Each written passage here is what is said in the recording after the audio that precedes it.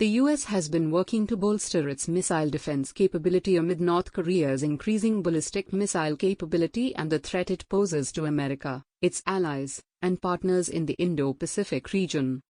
The U.S. Missile Defense Agency, MDA, has successfully demonstrated the interoperability of two key air defense systems, Patriot and THAAD.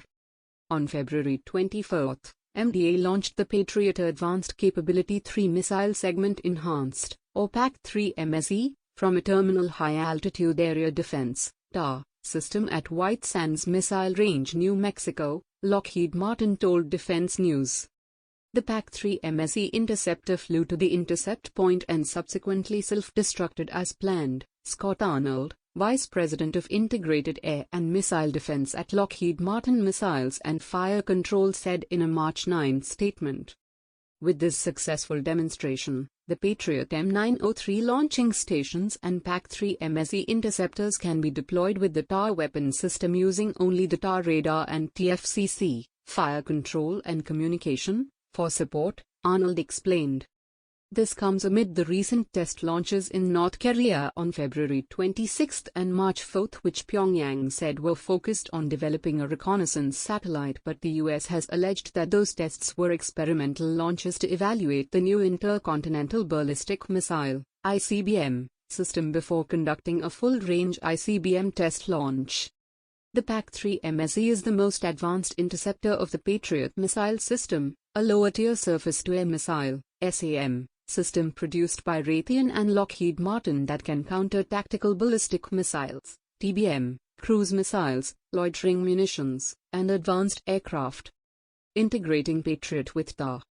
While THAAD is an anti-ballistic missile defense system designed to shoot down short, medium, and intermediate-range ballistic missiles in their mid-course stage and terminal phase, descent or re-entry, by intercepting with a hit-to-kill approach. It is produced by Lockheed Martin.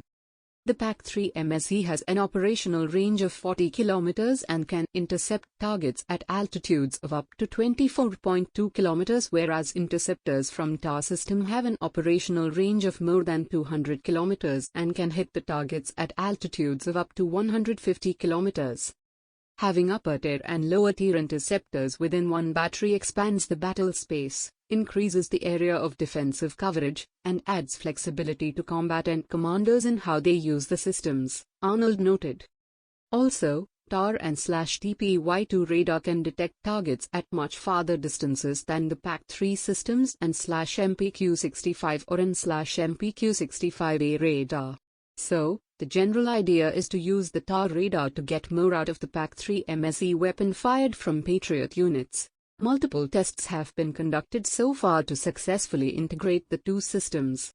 For example, in a previous test conducted in October 2020, the THAAD and /TPY-2 radar detected and tracked a Black Dagger target missile and provided that information to the Patriot system, which then launched a PAC-3 MSE to destroy the target.